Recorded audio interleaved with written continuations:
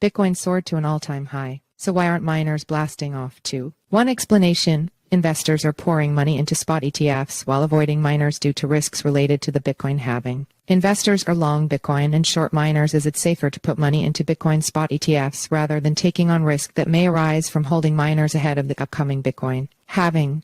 Miners need to prove they can generate strong returns to persuade investors to rotate back into their stocks. Historical patterns suggest mining stocks may rally after the halving, while transaction fees, and other strategies might help them stay profitable. The crypto community is abuzz about Bitcoin BTC reaching an all-time high on Tuesday, but the share prices of miners, who play a vital role in the Bitcoin ecosystem, have failed to replicate the dizzying rally as investors, wary of upcoming risks from the so-called halving, are instead pouring money into spot Bitcoin ETFs. Historically, Bitcoin miners were seen as a proxy for Bitcoin's price, but with higher returns when BTC rallied. Investors worldwide who couldn't buy Bitcoin from exchanges due to restrictions could buy mining stocks to gain exposure. That helped fuel the giant rally during the last bull market cycle in 2021. Unsurprisingly, these stocks slumped significantly during the subsequent bear market, and some high-profile miners filed for bankruptcy, too. As the industry emerged from the brutal crypto winter and miners cleaned up their issues, there were hopes that their share prices would recover amid a Bitcoin rally. But something else happened. Bitcoin's price is up about 54% this year and just hit an all-time high of $69,000, while the Valkyrie Bitcoin Miners ETF WGMI, a fund that tracks the performance of publicly traded miners, fell about 21%. This disconnect between BTC and mining stocks gave investors a somber reminder that this bull run is different. The main driver of the rally in Bitcoin this time around was the Securities and Exchange Commission this year approving spot Bitcoin exchange-traded funds in the U.S. Just like the miner stocks, these ETFs trade on stock exchanges, accessible to just about any American brokerage account. This enabled investors to gain more direct exposure to the digital asset without having to buy them through separate accounts at crypto exchanges. This also ensured that they could hold Bitcoin without having to expose their portfolio to the volatile nature of the mining stocks and their corporate risks. With the approval of Bitcoin ETF products, investors can now access direct exposure to Bitcoin price. Prior to the approval of the ETF, public mining stocks were one of the only traditional vehicles through which investors could get exposure to Bitcoin price appreciation, Galaxy's mining analysts, led by Brandon Bailey, wrote in a research note. It's possible that retail investors may still buy into mining stocks, but for institutional players, the ones that move the needle in most cases, short-selling mining stocks became the preferred trade. Institutions are seemingly more likely in the short run to go long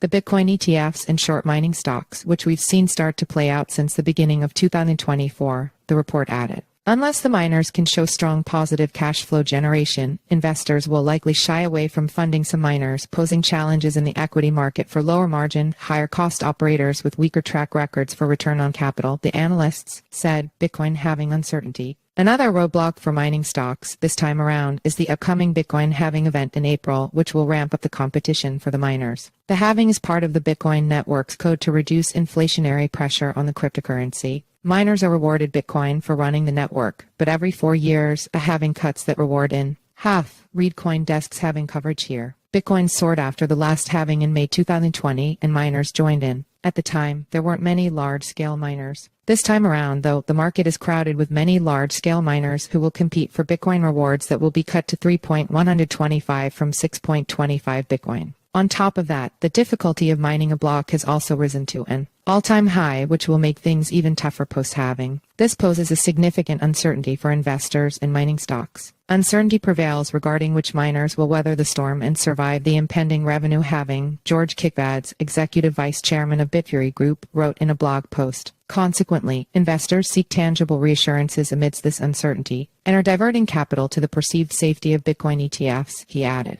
Temporary setback. So, is there any silver lining for the miners? Galaxy's analysts predict that there are few positive trends that can help the miners. One of them is transaction fees, which could be the biggest wildcard for mining revenue in 2024, as fees generated by ordinals, NFT-like assets recorded on the Bitcoin blockchain, have recently helped miners' revenue, and that could help them stay afloat post-halving. While we might expect hash rate to drop following the halving as weaker miners shut down their operations, a significant fee spike around the same period could boost revenues sufficiently high, enabling less efficient miners that would otherwise be unprofitable to still mine at the margin, the analysts wrote. Some other options that could also help the miners include hedging their power cost and using the mined Bitcoin to hedge pricing volatility. The analysts also predict that mergers and acquisitions will likely ramp up this year as smaller, less efficient miners will likely need to be bought out by larger ones to survive the competition. Meanwhile, Bitfury's Kickbed said that historical precedent suggests miners will thrive after the halving, despite the market's concern. He looked at the performance of publicly traded miner stocks during the May 2020 halving, which showed miners underperformed or remained on par with Bitcoin in the months leading up to the halving. They outperformed it during the subsequent Bitcoin summer bull run.